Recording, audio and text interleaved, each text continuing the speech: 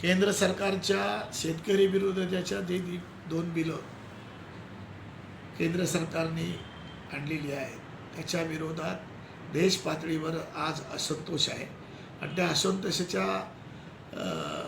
मुळे आज संपूर्ण शेतकरी देशातला संघटित होतो आहे। 26 तारखेला याच्या विरोधात शेतकरी आणि कामगारांच्या विरोधात जे कायदे केंद्र सरकारने केलेले आहेत त्याच्या विरोधात प्रामुख्यानं एक जनआंदोलन होत आहे। 26 तारखेला रायगड जिल्ह्यामध्ये मोठ्या प्रमाणात याच्या विरोधात एक भव्य मोर्चा शेतकरी कामगार पक्षातर्फे काढण्यात येईल। या मोर्चामध्ये त्याबरोबर असलेल्या विविध मागण्यासुद्धा या ठिकाणी असतील। भरमसाठ वाढलेलं आज विजेचं बिल, अतिवृष्टीमध्ये झालेल्या नुकसानाची भरपाई अजून योग्यरित्या मिळाली नाही आणि जे आश्वासन केलं ते परिपूर्ण झालं नाही। त्यांना मिळणारी झाडं देण्याची आणि त्याच्यात देणारे बियाणं देण्याची जी त्या ठिकाणी आश्वासित केलं होतं ते दिलं गेलं नाही।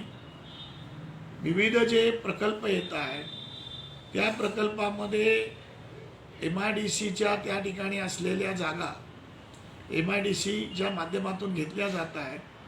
त्या जागा तिथे MIDC जाहीर होण्यापूर्वी त्याच्यापूर्वी घेतलेल्या लोकांनी जे व्यवहार केलेले आहेत ते व्यवहार सगळे संशयास्पद आहेत आणि त्याच्या विरोधात आपली प्रामुख्यानं आज शेतकरी कामगार पक्षाची मागणी राहणार आहे की ज्या जागा 4 वर्षापूर्वी विकत घेतलेल्या आहेत त्या ॲक्विशन झाल्या की त्याची मूळ मालकाला 50% MIDC ॲक्वेच्या आलेली भरपाई त्या मूळ मालकाला दिली पाहिजे ही प्रामुख्यानं मागणी राहणार आहे। आणि म्हणून उद्याच्या 26 तारखेला तमाम महाराष्ट्रामध्ये जे निदर्शन होतील देशपातळीवर निदर्शन होतील त्याच्यामध्ये एक लक्षणीय या ठिकाणी निदर्शन रायगड जिल्ह्यात शेतकरी कामगार पक्षाच्या माध्यमातून 26 तारखेला होणार आहे। त्याच्यामध्ये हजारो शेतकरी आणि कामगारांनी